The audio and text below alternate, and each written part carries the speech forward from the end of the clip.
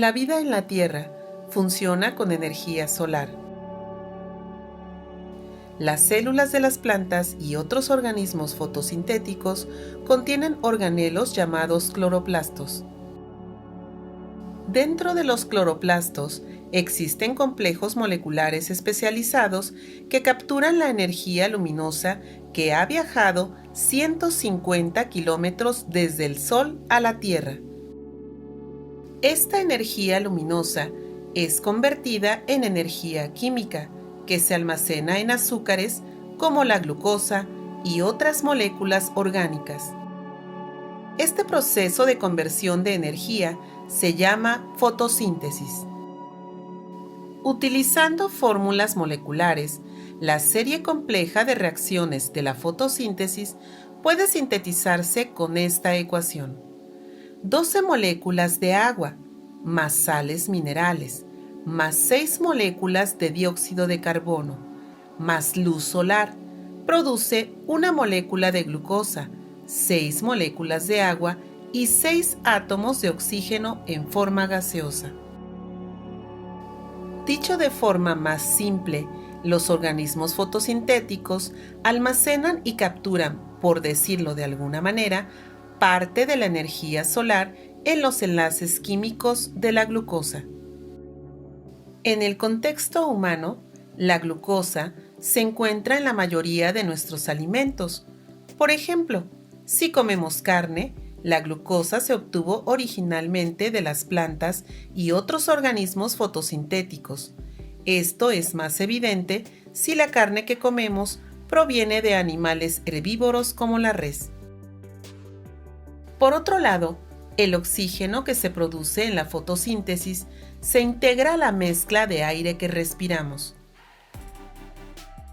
En relación al metabolismo, podemos definir la fotosíntesis como un proceso anabólico, es decir, un proceso donde se sintetizan moléculas. Para sintetizar moléculas como la glucosa, las reacciones necesarias absorben energía y por ello se dice que son reacciones endergónicas. Por otro lado, cuando la síntesis de materia orgánica utiliza nutrientes químicos como fuente de energía, entonces hablamos de quimiosíntesis. La quimiosíntesis también es un proceso anabólico, pero esta ocurre en ausencia de luz y es practicada casi exclusivamente por las bacterias. No existe una ecuación esencial o general de la quimiosíntesis, pues la serie de reacciones varía según el tipo de bacterias que la realicen.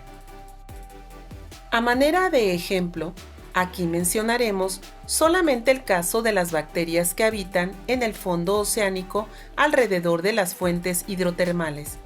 Estas bacterias utilizan ácido sulfídrico como fuente de energía para sintetizar sus moléculas.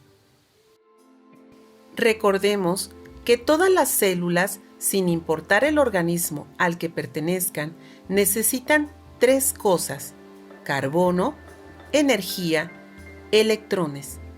El carbono constituye una especie de bloque básico en la construcción de las moléculas fundamentales para la vida. La energía es indispensable para que la célula pueda realizar trabajo biológico, como por ejemplo la síntesis de moléculas orgánicas. Asimismo, durante los procesos metabólicos, la transferencia de energía está vinculada principalmente al movimiento de electrones de una molécula a otra. Ahora bien, cuando un organismo efectúa la fotosíntesis o la quimiosíntesis para suministrar a sus células el carbono, los electrones y la energía necesaria, entonces decimos que se trata de un organismo autótrofo.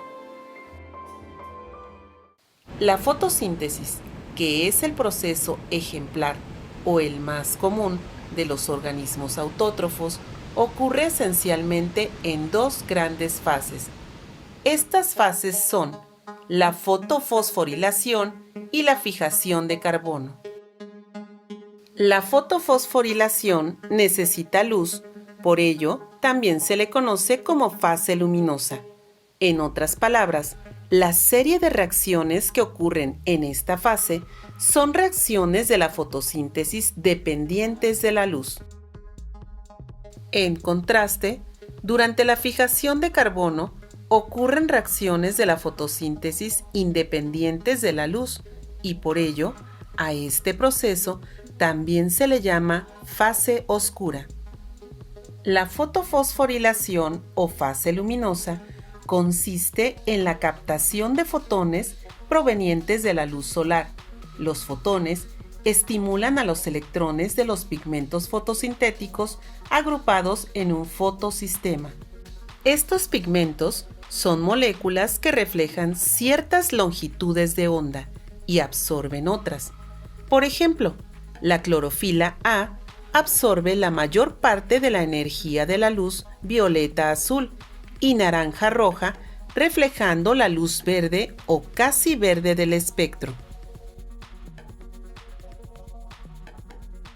Los electrones fotoestimulados pasan a otras moléculas de pigmentos que conforman un centro de reacción y desde allí se transfieren a una molécula aceptora de electrones. En el interior de los cloroplastos existen dos tipos de fotosistemas que se encuentran en la membrana de unos compartimentos en forma de sacos llamados tilacoides. Por el orden de descubrimiento, estos fotosistemas se llaman fotosistema 1 y fotosistema 2.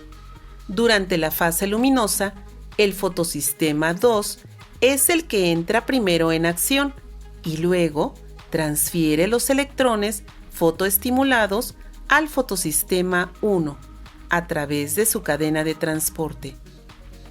Sin entrar en más detalles, digamos de manera muy simplificada que la diferencia entre el fotosistema 1 y el fotosistema 2 radica en que el 2 produce ATP, mientras que el 1 produce nicotinamida, adenina, dinucleótido fosfato o NADPH. Estos son los principales productos de la fase luminosa. El ATP es una molécula famosa por ser la moneda energética de la célula. Ella es como el dinero en efectivo que las células utilizan para pagar por la energía que exigen ciertas reacciones. El NADPH es la forma reducida que aceptó electrones de la molécula de nicotinamida, adenina, dinucleótido fosfato. Esta molécula funciona como un taxi de electrones, pero solo puede ir desocupada o con dos electrones que viajan de pasajeros.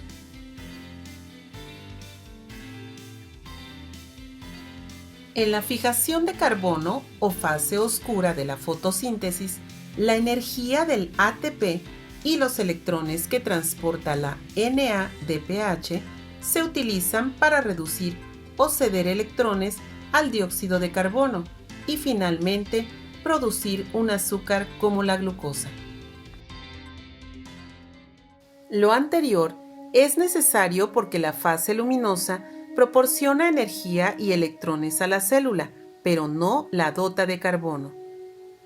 Así que la célula aún necesita de carbono como bloque básico para construir las moléculas que le permiten funcionar y crecer, y ese es el objetivo de la fase oscura. En organismos eucariotas, la fase oscura ocurre en el estroma del cloroplasto, donde no hay tilacoides. Durante esta fase, también llamada ciclo de Calvin-Benson, el dióxido de carbono proveniente de la atmósfera se fija. Esto significa que se convierte en una forma aprovechable para las células. En el mundo de los seres vivos, es frecuente encontrar casos excepcionales. Por eso, te advertimos que existen algunos organismos procariotas que pueden fijar el carbono por una ruta metabólica distinta al ciclo de Calvin-Benson. Y con esto hemos llegado al final del video. El tema que te presentamos es extenso, por ello te recomendamos investigar por tu cuenta algunos de los términos mostrados. También te sugerimos buscar en internet una exposición simplificada con los pasos principales del ciclo de Calvin-Benson.